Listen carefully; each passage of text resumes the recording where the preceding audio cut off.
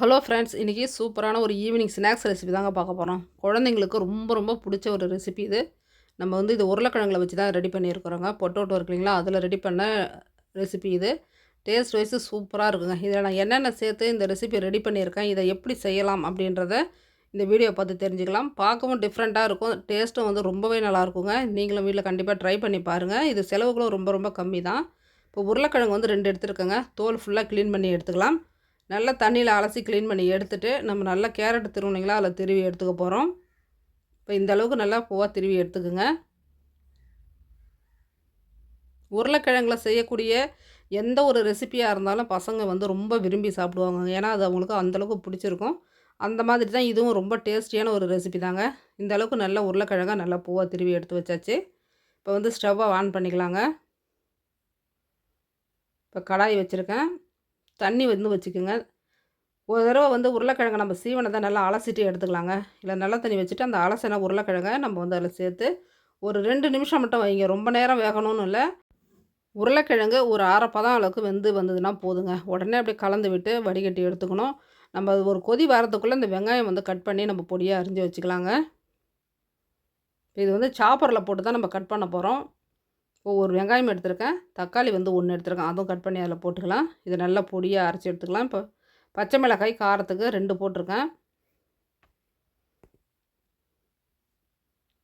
Chopper இல்லை அப்படின்னா நீங்கள் மிக்சியில் கூட நம்ம இதை பல்ஸ் மோடில் போட்டு எடுத்திங்கன்னா நல்லா பொடி பொடியாக கட் பண்ணி வந்துடுங்க நம்மளுக்கு. ஏன்னா இது நல்லா நம்மளுக்கு பொடியாக கட் பண்ணால் தான் நம்ம ஸ்டஃபிங் நல்லா குழகுழப்பு தன்மையோடு கிடைக்கும். அதனால் நல்லா பொடியாக கட் பண்ணி எடுத்துக்குங்க.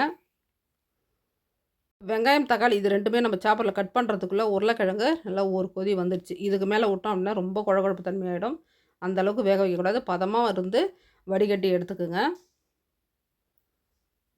இப்போ உருளைக்கிழங்கு நம்மளுக்கு ரெடி ஆகிடுச்சு. இது நல்லா ஆறட்டுங்க. அந்த தண்ணியை கீழே நம்ம ஊற்றிடலாம். அது நம்மளுக்கு தேவையில்லை. இப்போ வடிகட்டினா அந்த உருளைக்கிழங்கை மட்டும் நம்ம ஒரு பாத்திரத்தில் மாற்றி எடுத்து வச்சுக்கலாங்க.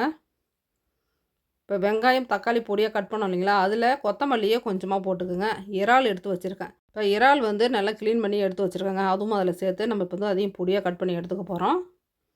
இது முழுசாக போட்டிங்க அப்படின்னா உள்ள ஸ்டஃப்பிங் வச்சா கொஞ்சம் நம்மளுக்கு ரொம்ப பால் மாதிரி தெரியுன்றனால இதுவும் பொடி பண்ணி எடுத்துக்கிட்டோம் அப்படின்னா நல்லாயிருக்கும். அப்படின்னால பொடி பண்ணி எடுத்துக்கிறேன்.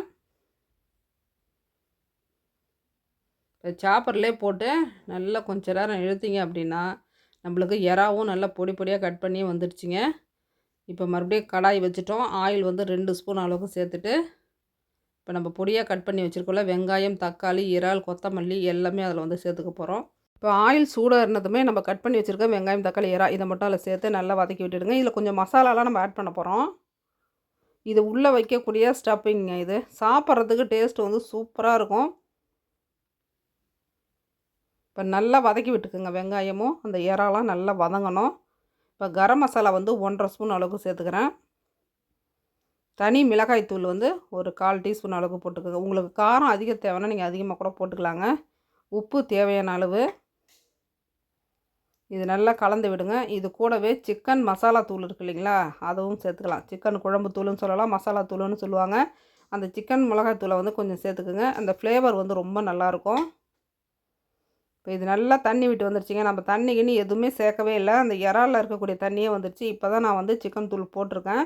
போட்டுட்டு நல்லா கலந்து விடுங்க. அந்த தண்ணி ஃபுல்லாக ட்ரை ஆகணுங்க. அது ட்ரை ஆகட்டும். அதுக்குள்ளே நம்ம உருளைக்கிழங்கு வடிகட்டி எடுத்து வச்சோம் இல்லைங்களா, அதில் அரிசி மாவு 2 ஸ்பூன் அளவுக்கும் கார்ன்ஃப்ளவர் மாவு 2 ஸ்பூன் அளவுக்கும் நீங்கள் நான் போடக்கூடிய இந்த ஸ்பூனை பார்த்து வச்சுக்கோங்க. இதே அளவுகளில் சேர்த்துக்கிட்டிங்க அப்படின்னா கரெக்டாக இருக்கும். இப்போ இந்த உருளைக்கிழங்குக்கு தேவையான அளவுக்கு உப்பு இதுவெல்லாம் சேர்த்துட்டு நல்லா கலந்து விட்டுடுங்க. நம்மளுக்கு அரிசி மாவு இந்த கார்ன்ஃப்ளவர் மாவும் தான் நம்மளுக்கு மொறுமொறுப்பு தன்மையை கொடுக்கும். நம்ம அந்த பூவாட்டம் திருவி வச்சுருக்கக்கூடிய உருளைக்கிழங்கை நம்ம ரொம்ப வேக வச்சிடக்கூடாது. பதமாக ஒரு 2 நிமிஷம் அப்படியே கொதிக்க வச்சு எடுத்துடுங்க. ரொம்ப வேக வச்சிங்க அப்படின்னா இந்த ரெசிபியே செய்ய முடியாதுங்க. அதனால் அதை மட்டும் கரெக்டாக பார்த்துக்கணும். இப்போ நம்ம அரிசி மாவும் கார்ன்ஃப்ளவர் மாவும் உப்பு போட்டு மாவை நல்லா பிசைஞ்சு ரெடி பண்ணிட்டோம். இப்போ சீஸ் கட் பண்ணி எடுத்துக்கிறேங்க. இது இருந்தது அப்படின்னா நீங்கள் வைங்க. இது வச்சே தான் ஆகணும் அப்படின்றதெல்லாம் இல்லைங்க. இது இருந்து நீங்கள் வச்சு செய்தீங்க அப்படின்னா பசங்க சீஸ்ன்னும் போது ரொம்ப விரும்பி சாப்பிடுவாங்க இல்லைங்களா, அதனால் இது கொஞ்சமாக உள்ளே வச்சு நான் ரெடி பண்ணுறேன். இல்லை அப்படின்னாலும் நீங்கள் வெறும் ஸ்டஃப்பிங்கை மட்டும் வச்சு கூட இதை ரெடி பண்ணிங்கன்னா நல்லா தாங்க இருக்கும். இப்போ இறாலுடைய ஸ்டஃப்பிங் இருக்கு இல்லையா, அதை உள்ளே வச்சுக்கலாங்க. இதுக்கு மேலேயே ஒரு சீஸ் ஒன்று வச்சிடலாம்.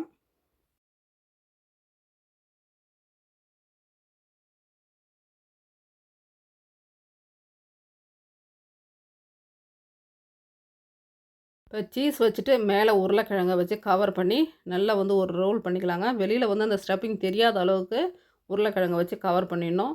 இப்போ கடாய் வந்து நல்லா ஹீட் பண்ணிவிட்டு ஆயில் சேர்த்துட்டு டீப் ஃப்ரை பண்ணி எடுத்துக்க போகிறோங்க. இது ஆயிலில் வந்து நம்ம பொரிக்க போகிறதில்ல, நம்ம ஃப்ரை பண்ணி தான் எடுக்க போகிறோம். உடம்புக்கும் ரொம்பவும் ஹெல்த்தான ஒரு ரெசிபி தாங்க இது. இப்போ வந்து நல்லா கவர் பண்ணியாச்சு. இப்போ கடாயில் வந்து வச்சு எடுத்துக்க போகிறோங்க.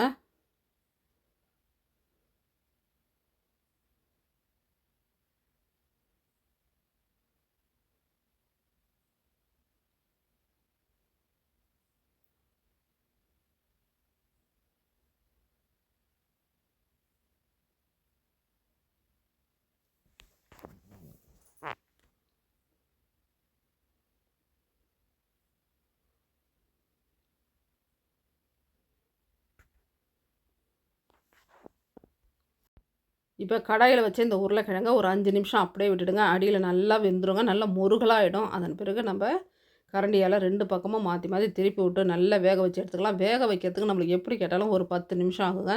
அந்தளவுக்கு நல்லா முருகலாக வேகணும். ஸ்டவ்வும் வந்து சிம்மில் வச்சு நல்லா வேக வச்சு எடுங்க. மொறுமொறுப்பு தன்மையோடு சாப்பிட்றதுக்கு டேஸ்ட்டு அந்தளவுக்கு சூப்பராக இருக்குங்க. இப்போ எல்லாமே நான் பொரித்து எடுத்துக்கிறேன். நான் போட்ட 2 உருளைக்கிழங்குக்கு எனக்கு மொத்தம் 10 பீஸ் அளவுக்கு வந்துச்சுங்க. உள்ள சீஸும் இறாலும் வச்சுருக்கேன். அந்த இறாலோட ஸ்டஃப்பிங்கும் சாப்பிட ரொம்ப நல்லாயிருக்கும். குழந்தைங்களுக்கு ரொம்பவே பிடிக்குங்க. இப்போ இதுக்கு சைடிஷ் பார்த்தீங்க அப்படின்னா, நீங்கள் வந்து டொமேட்டோ கெச்சப் இல்லை டொமேட்டோ சாஸ்ன்னு இருக்கு இல்லைங்களா, அதை கூட வச்சுக்கலாம். நான் வந்து கடையில் இருக்கக்கூடிய பொருள் மேக்ஸிமம் அதிகம் வாங்க மாட்டேன். வீட்டிலே வந்து நான் ரெடி பண்ணிட்டேங்க. இது வந்து வெங்காயம், தக்காளி, காய்ந்த மிளகாய், சில்லி ஃப்ளேக்ஸ் இருக்குங்களா, அதை போட்டுக்கிட்டால் கொஞ்சமான அளவு உப்பு இதெல்லாம் சேர்த்து சாப்பரில் போட்டு நல்லா பொடியாக கட் பண்ணி எடுத்துக்கோங்க. நம்மளுக்கு இந்த அளவுக்கு லிக்விடாக கிடைக்கும் இந்த சட்னிங்க. சாப்பிட்றதுக்கு டேஸ்ட்டு சூப்பராக இருக்குது. இது மோமோஸுக்கும் சரி, இந்த மாதிரி கட்லெட்டுக்கும் சரி வச்சு சாப்பிட்டிங்கன்னா ரொம்ப நல்லாயிருக்கும். இதை மிக்சியில் போட்டோம் அப்படின்னா சட்னி மாதிரி அரைஞ்சிருங்க. நம்ம சாப்பரில் போடும்போது ஒன்றும் பாதியமாக மஞ்சிருக்கும். சாப்பிட்ற டேஸ்ட் வந்து அந்தளவுக்கு சூப்பராக இருக்கும். இதில் வந்து நான் பூண்டும் சேர்த்துருக்கேன். பூண்டும் சேர்த்து வந்து நீங்கள் ரெடி பண்ணி வச்சுக்கோங்க. ரொம்பவே நல்லா இருந்தது. இந்த பொட்டேட்டோ கட்லெட் வந்து ரொம்ப டேஸ்ட்டு சூப்பராக இருந்துச்சுங்க. உள்ளே வந்து நம்ம இறால் வச்சுருக்கோம் இல்லைங்களா, அதனுடைய டேஸ்ட்டும் சரி, இந்த சீஸ் வச்சதும் சரி, சாப்பிட்றதுக்கு அந்தளவுக்கு அருமையாக இருந்துச்சு. கண்டிப்பாக சின்ன பசங்க குழந்தைங்களுக்கெல்லாம் ரொம்ப பிடிக்கும். ரொம்ப விரும்பி சாப்பிடுவாங்க. இது ஹெல்த்தியான ஒரு ரெசிபி தாங்க. யார் வேணாலும் செய்து சாப்பிட்லாம். குழந்தைங்களுக்கும் கொடுக்கலாம். இந்த வீடியோ பிடிச்சிருந்தா ஒரு லைக் பண்ணுங்கள்.